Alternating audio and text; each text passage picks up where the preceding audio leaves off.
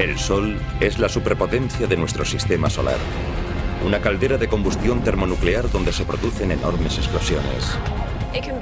Puede ser una masa similar a la del monte Everest, que sale del Sol y se proyecta hacia el espacio.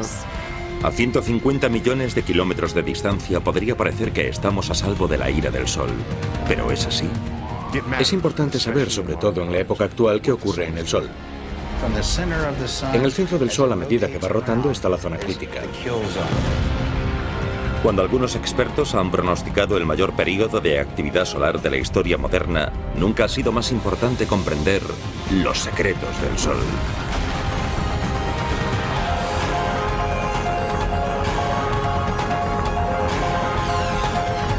El universo. Los secretos del Sol. Hay miles de millones de estrellas en el universo, pero solo una domina nuestro entorno cósmico. El Sol. Es una esfera incandescente formada principalmente por hidrógeno y helio, integrados en un plasma que arde a millones de grados. En la superficie se producen violentas explosiones, mientras vomita tormentas de radiación mortífera a millones de kilómetros de distancia. Nuestro Sol es un tipo de estrella denominada enana amarilla. Amarilla por causa del color de su superficie y enana porque es pequeña como estrella. Pero lo de pequeña es relativo. Dentro de su perímetro cabrían 1 millón de tierras.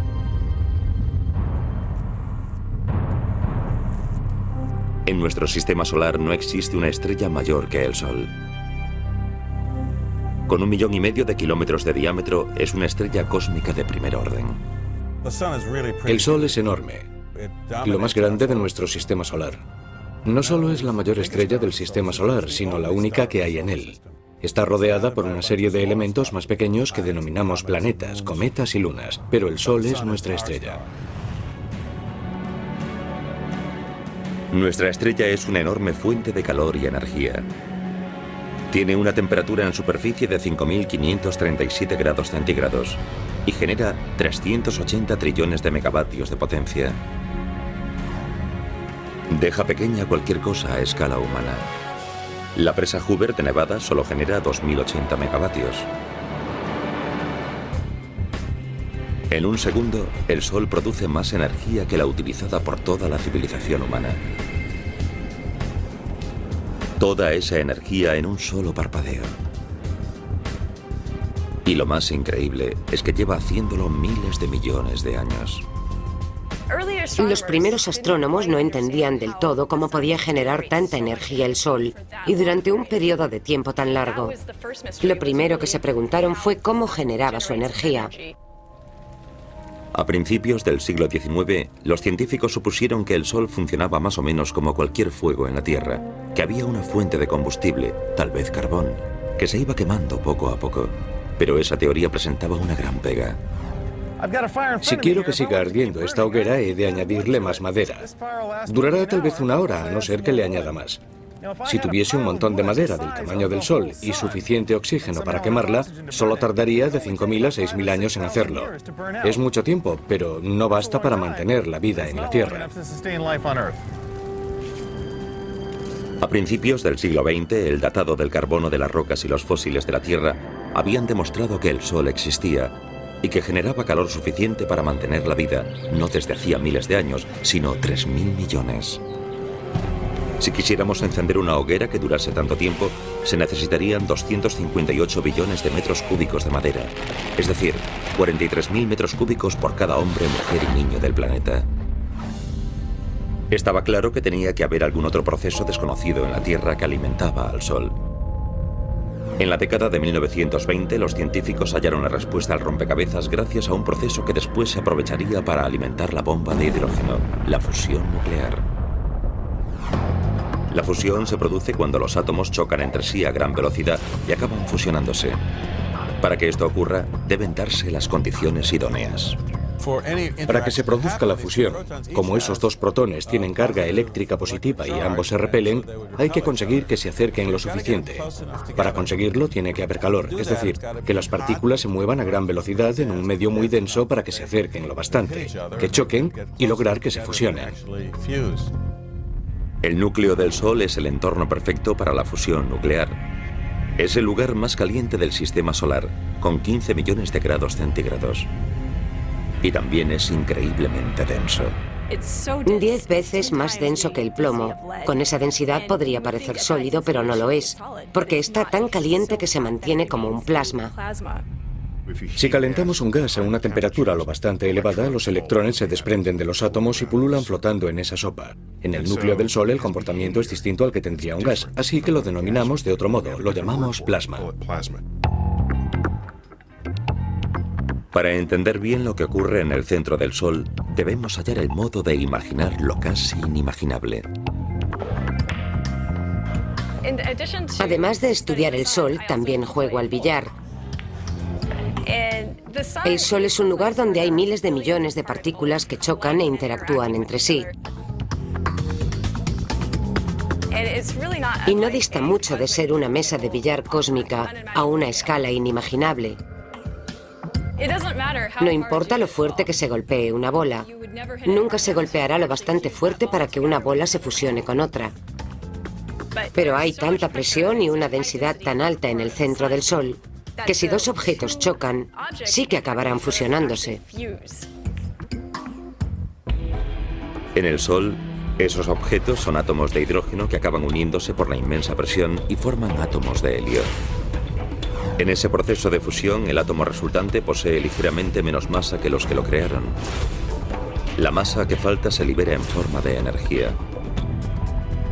Cada segundo dentro del Sol, 600 millones de toneladas de hidrógeno se fusionan y forman 595 millones de toneladas de helio.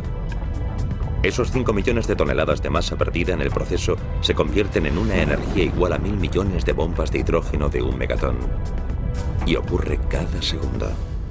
Cuando estudiamos el cosmos, vemos que el proceso que proporciona la mayor cantidad de energía gratuita es el que se da en el centro de estrellas como el Sol.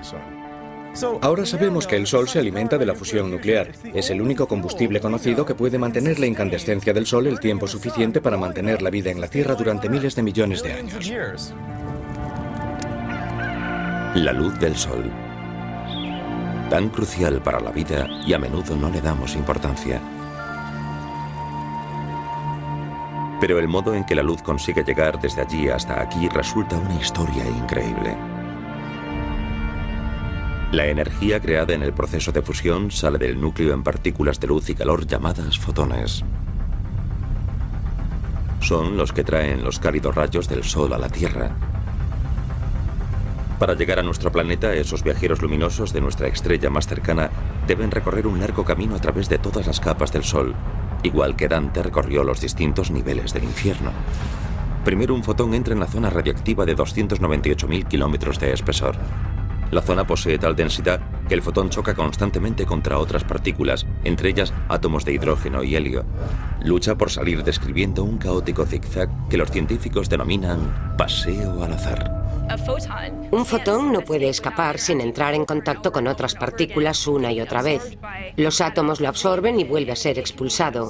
Y ese proceso puede repetirse millones de veces.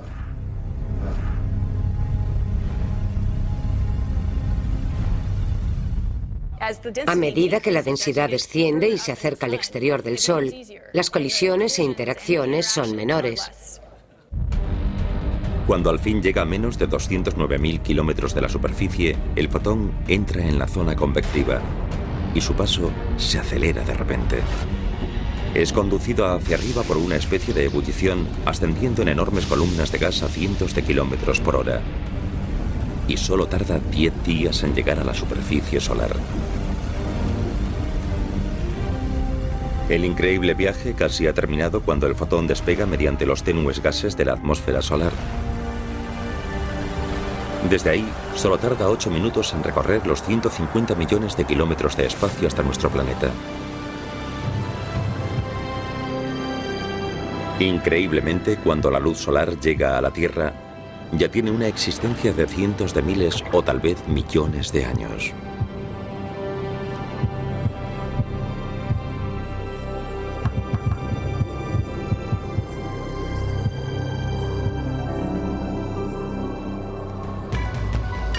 Para el Sol, incluso 1 millón de años son un pequeño lapso de tiempo. El disco sencillo y perfecto de la puesta de sol oculta la larga y violenta historia de nuestra estrella. Es una bola de fuego generada hace miles de millones de años tras una enorme explosión conocida como supernova. Tras esa explosión titánica en la que estalló una estrella mucho mayor que el Sol, quedaría una enorme nube de gas muchas veces mayor que el sistema solar y pequeños cúmulos de material que se irían uniendo dentro de esa gran nube. Hace unos 5.000 millones de años, unos 10.000 millones de años después del Big Bang, que según los científicos dio inicio al universo, esa nube empezó a disminuir debido a la atracción de la gravedad. Nuestro sistema solar probablemente surgió de uno de esos cúmulos de gas autogravitante que se amalgamó y poco a poco se dio la vuelta, a medida que giraba, como un patinador que extiende los brazos durante un giro, hasta que la estrella y los diversos planetas se incorporaron a su alrededor. Por último, cuando la estrella tenía suficiente densidad, se iniciaría la fusión, empezaría a brillar y emitiría luz. ¿Por qué creen los científicos que el Sol nació de las cenizas de una supernova? La prueba está bajo nuestros pies. Los elementos complejos y pesados, como el uranio que extraemos de la Tierra para alimentar nuestras centrales nucleares, no pudieron haberse formado en el Sol. En una estrella de ese tamaño, no hay suficiente calor para crear elementos más pesados que el hierro. Los elementos pesados, como el uranio, solo pueden crearse en una explosión cósmica enorme. La Tierra y los demás planetas del sistema solar se formaron a partir del mismo cúmulo de gas que creó el Sol. En ese proceso el Sol absorbió el 99% de la masa. Eso significa que es el mayor objeto cósmico de nuestro sistema solar y que ejerce la mayor fuerza de gravedad. Por eso todo gira en torno a él. De todos los planetas, la Tierra obtuvo un lugar privilegiado respecto al Sol. Si estuviésemos más cerca de él, nuestros océanos se evaporarían y el suelo estaría lo bastante caliente para fundir el plomo. Si estuviésemos más lejos, nuestro planeta sería un desierto helado. Es como el cuento de Ricitos de Oro y los Tres Osos. Ni muy caliente ni muy frío. La temperatura perfecta. Estamos a unos 150 millones de kilómetros del Sol y nos alegramos de estar aquí. Tenemos suerte de estar aquí y estamos aquí porque se han dado las circunstancias idóneas. Puede que la Tierra esté en el lugar idóneo dentro del sistema solar, pero también estamos lo bastante cerca del Sol para ser blanco de su furia. Miles de explosiones descomunales sacuden nuestro Sol cada año.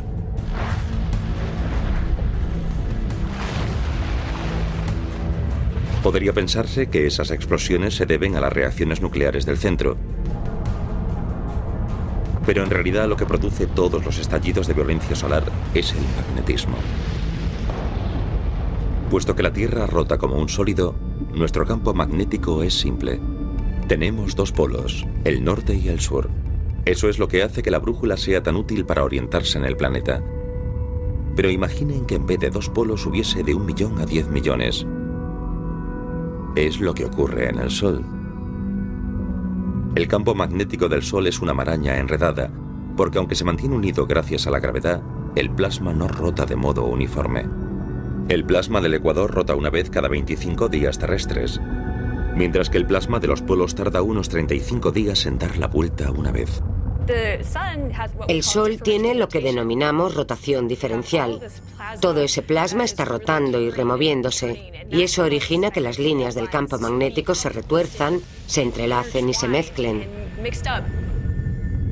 Aunque las líneas del campo magnético son invisibles, sabemos que existen en el Sol gracias a las figuras denominadas rizos magnéticos, que se elevan hacia la atmósfera solar.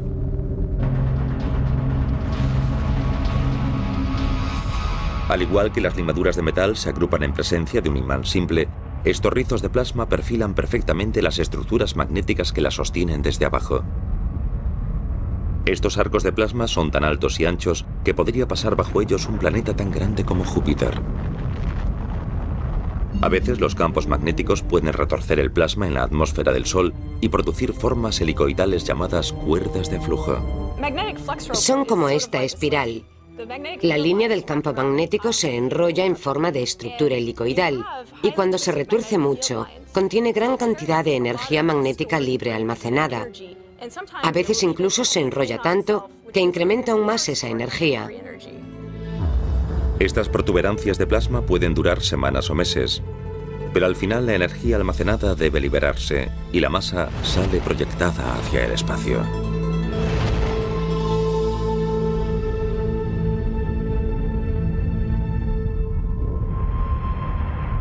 Donde el campo magnético del Sol está más retorcido y es más complejo, el calor que bordea desde abajo está cubierto y el material se ha enfriado al menos 1000 grados. Como resultado, aparecen manchas relativamente oscuras en la superficie solar denominadas manchas solares. Estas manchas solo parecen oscuras comparadas con el material incandescente que la rodea. Si hubiese algún modo de colocar una de ellas aislada en el espacio, brillaría 10 veces más que la luna llena. Estas manchas, que parecen diminutas, en realidad son cráteres de plasma tan grandes como toda la Tierra. Galileo fue uno de los primeros científicos modernos que observó las manchas solares. Utilizando un telescopio, proyectó la imagen del Sol sobre un papel y la dibujó. Se percató de que las manchas se movían por la superficie de la estrella, lo cual fue el primer indicio de que el Sol rotaba. No solo rota el Sol, sino que las propias manchas solares pueden girar como huracanes sobre la superficie solar. Y cuando lo hacen, las líneas de su campo magnético se retuercen en extremo. Al retorcerse, esas líneas magnéticas acumulan más energía y por tanto pueden producirse grandes erupciones. Imaginen que una goma es una línea del campo magnético. Si le damos vueltas y la retorcemos a tope, tendrá tanta energía que cuando la soltemos se liberará. Si cogemos una goma sin retorcer y la soltamos, no liberará energía.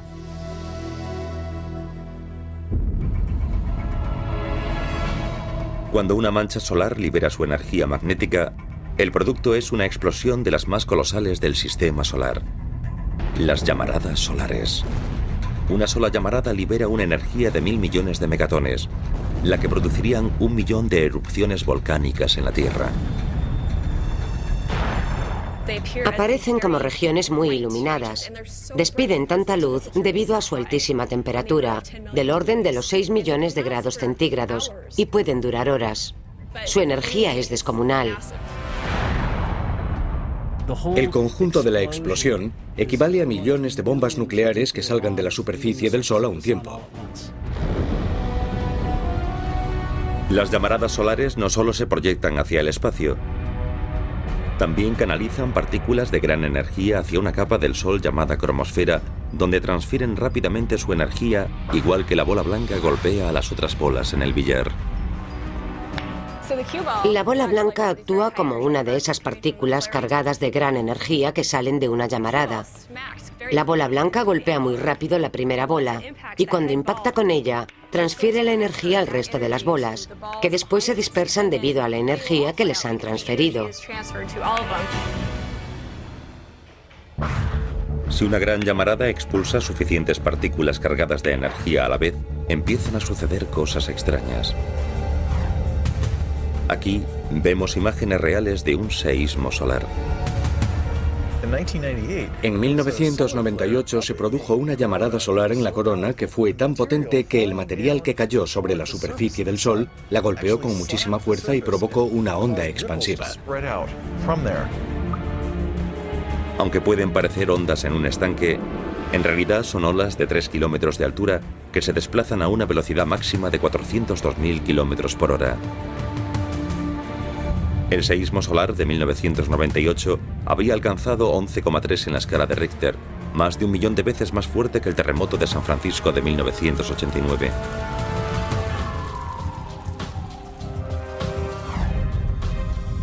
Para sacudir la superficie del Sol de ese modo, la llamarada solar tuvo que liberar una cantidad colosal de energía.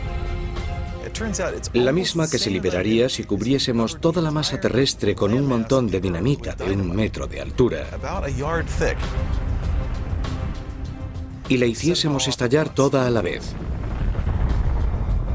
Por tanto, no se trata de explosiones pequeñas. Los terremotos no son los únicos fenómenos naturales con equivalente en el Sol. Una llamarada también puede desencadenar un tsunami solar. ya que las oleadas de plasma de la atmósfera solar viajan a 1 millón de kilómetros por hora, extendiéndose por toda la superficie de la estrella en cuestión de horas.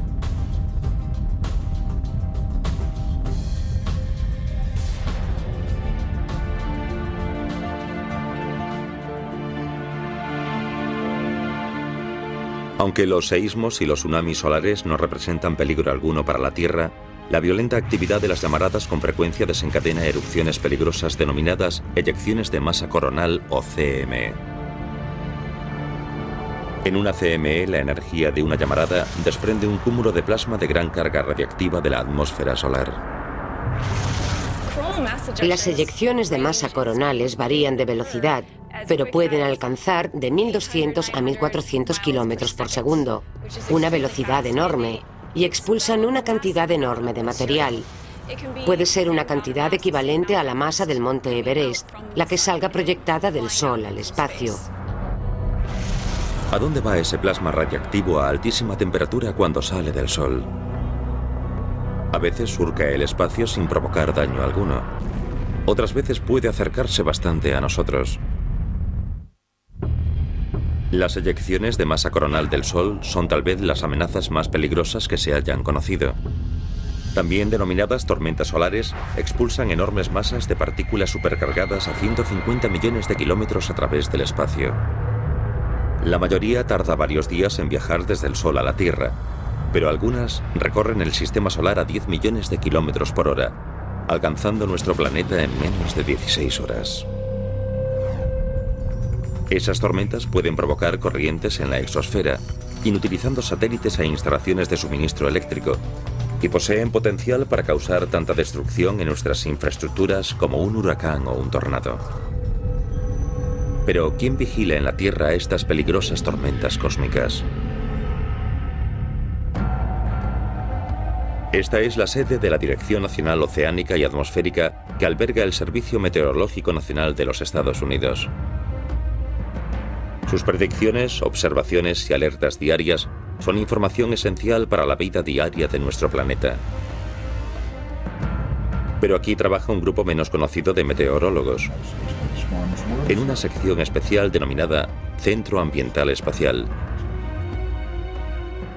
Nuestra tarea principal es controlar el Sol y gestionar las alertas, las observaciones y advertencias sobre la actividad solar. Buenos días. Bienvenidos a la reunión matutina. Tenemos una llamarada en la parte oriental. Puede ser una CME. No hemos detectado protones, pero sí electrones. Esa zona estuvo muy activa en diciembre, así que en las próximas 2 semanas puede que aumente la cosa. Estos vigilantes espaciales están muy pendientes de las tormentas solares que podrían alterar la vida en la Tierra. Las nubes de una tormenta solar están formadas por partículas cargadas, así que inicialmente son desviadas en torno al planeta por nuestro campo magnético, igual que las olas rompen en torno a la proa de un barco. Es un detalle muy importante, porque si chocasen directamente con la exosfera, haría añicos partes de la atmósfera. Una de las razones por las que Marte no tiene atmósfera es la de que no tiene un campo magnético interno fuerte. De modo que poco a poco, a lo largo de millones o miles de millones de años, la atmósfera se fue desintegrando gradualmente por influencia del viento solar y las eyecciones coronales que pasaron por el planeta. Pero nuestro campo magnético no es el campo de fuerza perfecto de las películas de ciencia ficción. Algunas partículas pueden penetrarlo, cargando la termosfera. Las tormentas solares incluso doblarán y romperán las líneas del campo magnético en el extremo más alejado de la Tierra, permitiendo que las partículas cargadas vuelvan por las líneas magnéticas hacia el polo norte y el polo sur. Las tormentas de potencia extrema deforman el campo magnético todavía más, provocando corrientes eléctricas que cubren los continentes. Cuando esto ocurre, las instalaciones como los tendidos eléctricos de largo alcance pueden verse sobrecargadas. Puede causar daños a los transformadores en ambos extremos de la línea. De hecho, en 1989, la mayor parte de la provincia canadiense de Quebec se quedó a oscuras debido a la destrucción de un transformador por una tormenta solar. Si una tormenta solar afecta a nuestras redes de comunicación, a todas las compañías eléctricas y a todos los servicios de los que dependemos, puede producirse un caos de primer orden.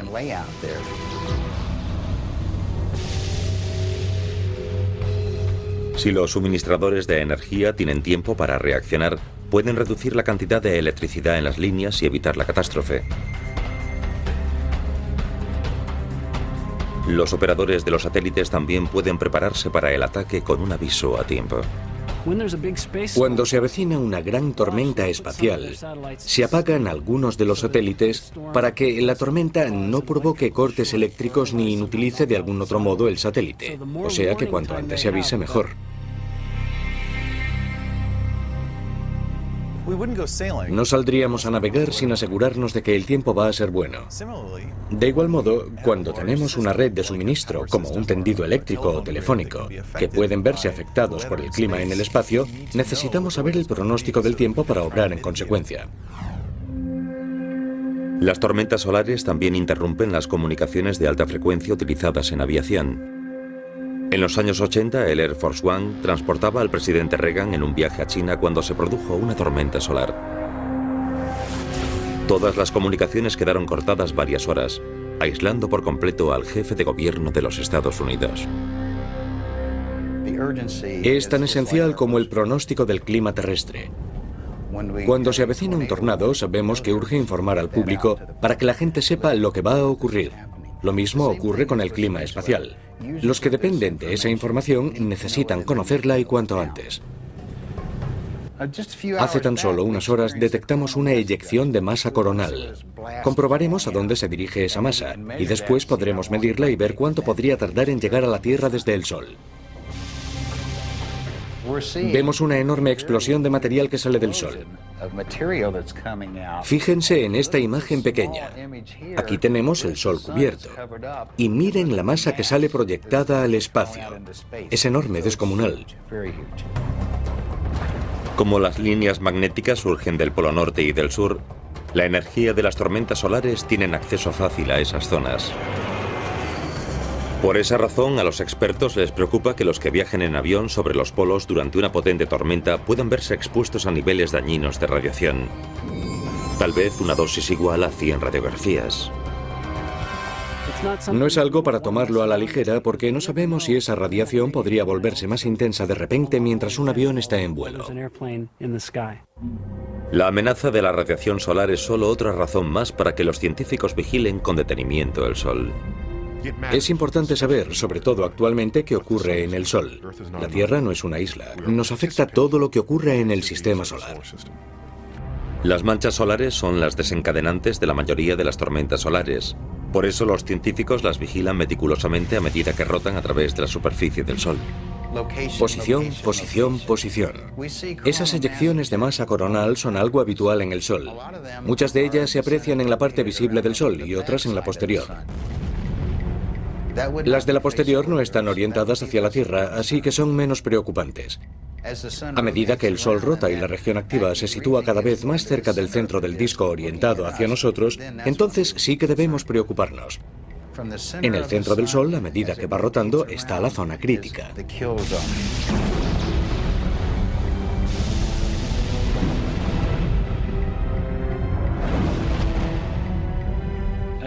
Cuando la mancha solar rota y empieza a estar orientada hacia la Tierra, es cuando nos debe preocupar la tormenta. Si entonces se produce una gran tormenta, puede apuntar directamente hacia la Tierra y toda la potencia del estallido azotará el planeta.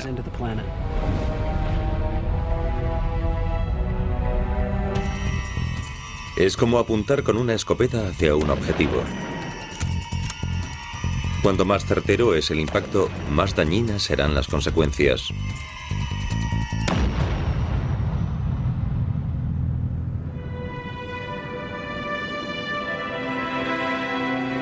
Pero el gran peligro también alberga una belleza inigualable. Las tormentas solares generan majestuosos espectáculos lumínicos planetarios. Las relucientes cortinas de color llamadas aurora boreal. Las auroras funcionan como letreros de neón a enorme escala. En un letrero de neón, la electricidad introduce partículas cargadas en un tubo lleno de gas. Las partículas del gas se activan y se iluminan. Si el tubo solo tiene neón dentro, el color será rojo. Al añadir otros gases como argón, se conseguirán muchos más colores. El cartel de neón se ilumina por efecto del campo eléctrico del interior del tubo, mientras que la aurora surge por el campo magnético y la energía del Sol. A medida que las partículas eléctricas de una tormenta solar recorren el campo magnético de la Tierra hacia los polos, activan elementos de nuestra atmósfera y hacen que se iluminen.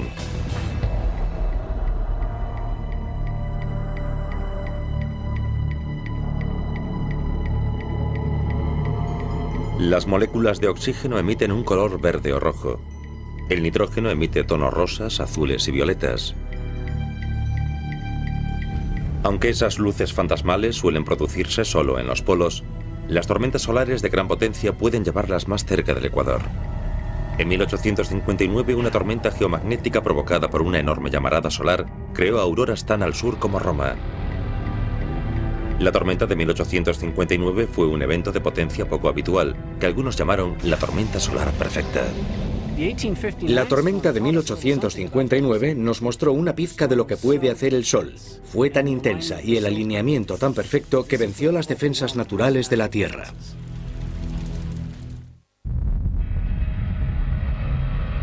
Una gran llamarada solar surge de la superficie del Sol. Menos de un día después y a 150 millones de kilómetros, las líneas que transportan las comunicaciones en la Tierra empiezan a chispear. Los negocios se paralizan en todo el mundo a medida que surgen incendios por la sobrecarga de las líneas.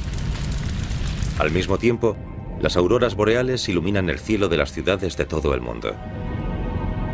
La Tierra acaba de ser visitada por la tormenta solar perfecta.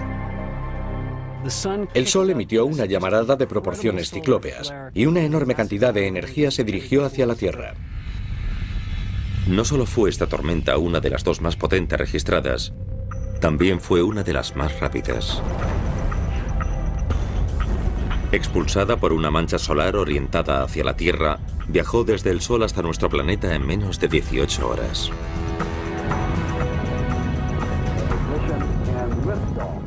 Una nave espacial rápida tarda años en llegar al Sol. Esa tormenta, esa nube de partículas eléctricas, consiguió llegar aquí en menos de un día. Su velocidad fue increíble. Por suerte, la tormenta solar perfecta tuvo lugar en 1859, cuando la única tecnología vulnerable al ataque era el telégrafo. Desde la época en que nos hemos vuelto dependientes de la alta tecnología, aún no se ha producido otra tormenta solar perfecta. La incógnita es si podría volver a ocurrir. ¿Y si vuelve a atacarnos otra así? ¿Podrá haber otra tormenta perfecta? Opino que sí, no hay duda alguna. Las consecuencias que tendría hoy, comparadas con las de 1859, serían catastróficas.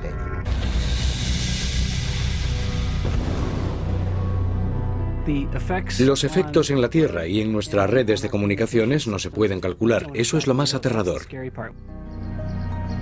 Es probable que nuestras redes modernas se viesen azotadas como las casas de una playa durante un huracán. Imagínense que perdemos todos los satélites que permiten las llamadas por móvil, la señal de televisión y las transacciones bancarias. ¿Y si al mismo tiempo el fallo de la red eléctrica sumiese regiones enteras en la oscuridad durante horas o semanas? Si esos servicios esenciales no pudiesen arreglarse pronto, el caos no tardaría en producirse. Tendría consecuencias que afectarían a toda la sociedad y a todo ser vivo del planeta.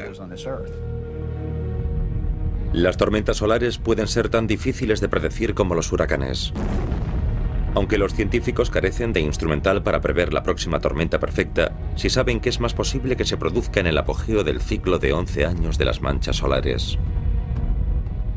Lo que ocurre es que el Sol cambia la dirección de su campo magnético cada 11 años. Por tanto, en 22 años cambia y vuelve a su estado inicial. Al aproximarse el cambio de cada 11 años, el número de manchas solares aumenta y se produce un pico de actividad solar. Lo denominamos período solar máximo. Se intercalan cada 5 años, partiendo de períodos que denominamos de mínimo solar. De modo que en 11 años avanza y retrocede. El Sol a veces se muestra feroz y se vuelve loco y ofrece un espectáculo de fuegos artificiales constante. Y después empieza a declinar, y durante unos años se va calmando hasta que llega a un punto bajo en el que dispara un cohete de vez en cuando, pero no en gran cantidad. Al igual que en las temporadas de huracanes, los máximos solares varían de intensidad. Algunos producen tormentas solares más potentes que otros. Aunque ahora estamos en un mínimo solar, los científicos observan detenidamente para evaluar el efecto que podría desencadenar el próximo máximo solar. El último solar máximo tuvo lugar en el año 2001, así que el siguiente debería ser sobre 2012, pero hay distintas opiniones. Todos los físicos solares están a la espera conteniendo el aliento para ver qué sucede. Hay opiniones muy diversas sobre lo que va a ocurrir. Un grupo dice que el próximo ciclo solar podría ser el más potente de la época moderna.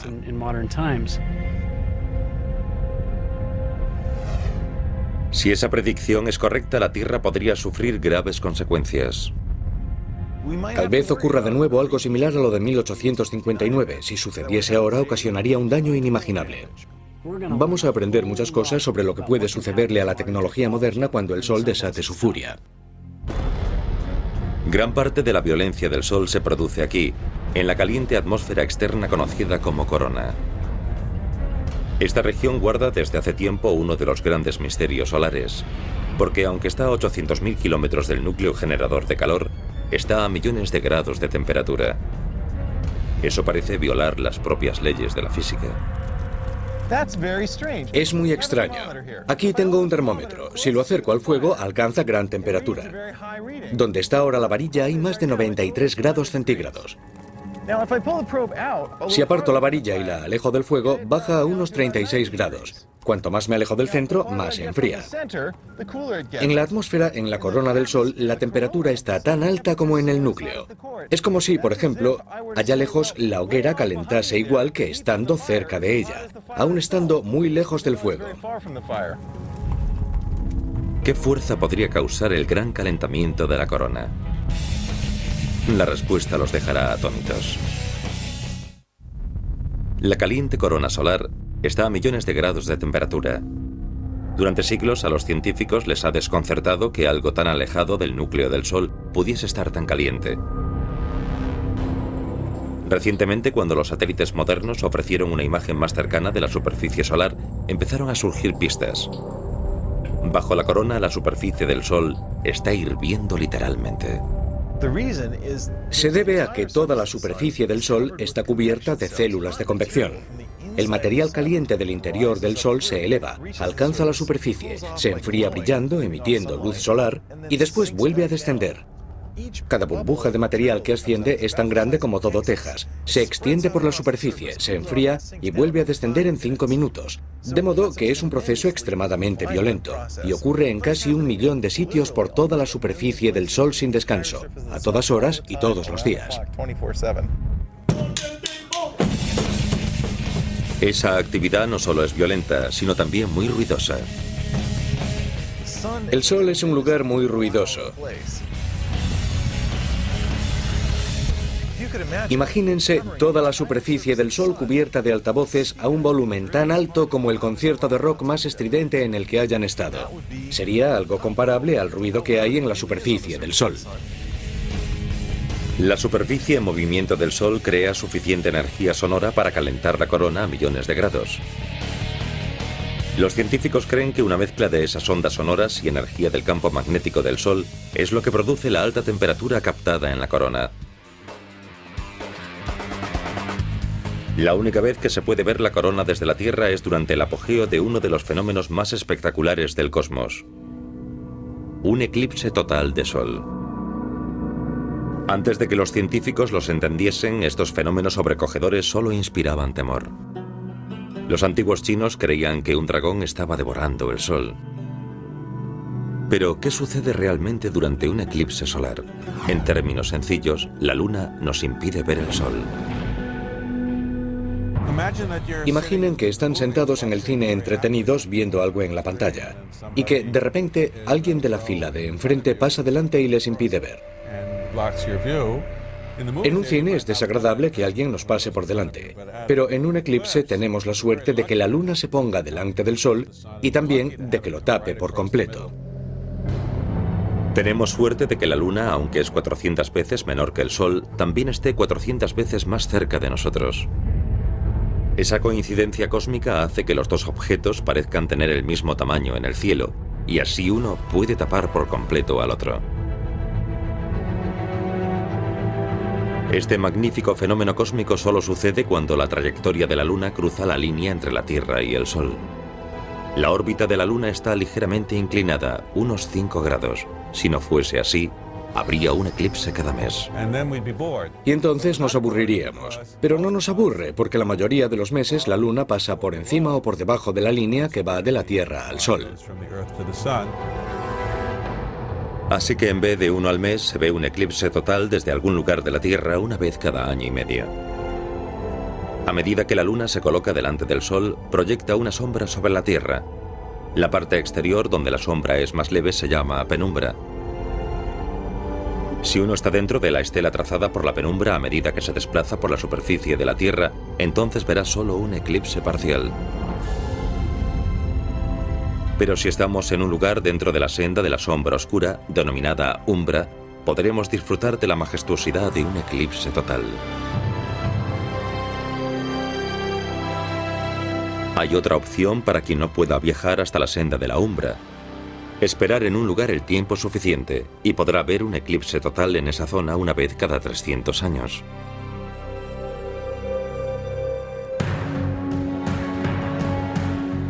El Sol, esa estrella brillante de nuestro sistema solar, es capaz de la belleza más impresionante y la violencia más feroz. Parece imposible de creer, pero no existirá siempre. Con el tiempo, también el Sol tendrá que morir. El Sol tiene una cantidad de combustible determinada en su núcleo, y la fusión se produce en él a un ritmo que puede calcularse. Sabiendo el ritmo al que consume combustible y el combustible que tiene, es sencillo saber más o menos cuándo morirá el Sol, y será dentro de unos 5.000 millones de años. Por desgracia, el Sol no se destruirá con una explosión. Es demasiado pequeño para estallar en una supernova. No obstante, las estrellas hacen algo muy peculiar. Son uno de los pocos objetos que se calientan mientras se enfrían. Cuando vaya agotando el hidrógeno de la combustión, nuestra estrella más cercana se enfriará e irá menguando debido a la fuerza de la gravedad. La energía de esa reducción volverá a calentar el núcleo de nuevo a cientos de millones de grados, lo suficientes para que el helio empiece a arder. Debido al calor adicional de la combustión del helio, la estrella se expandirá y formará un orbe monstruoso denominado gigante rojo. Se volverá tan grande que devorará por completo a Mercurio, Venus y la Tierra.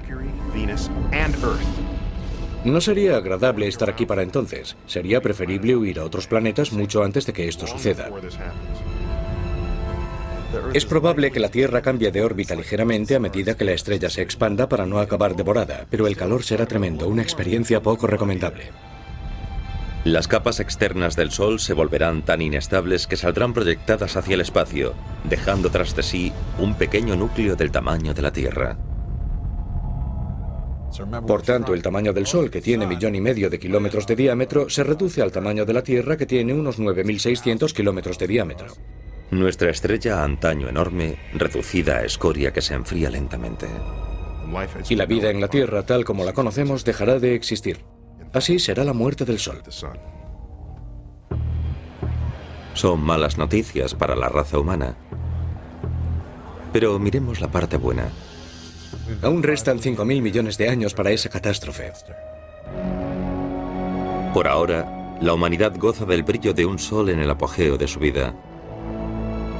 La ciencia ha descubierto muchos de los secretos de nuestra estrella más próxima, pero todavía nos sobrecoge su belleza, y cada vez somos más cautos ante su ira.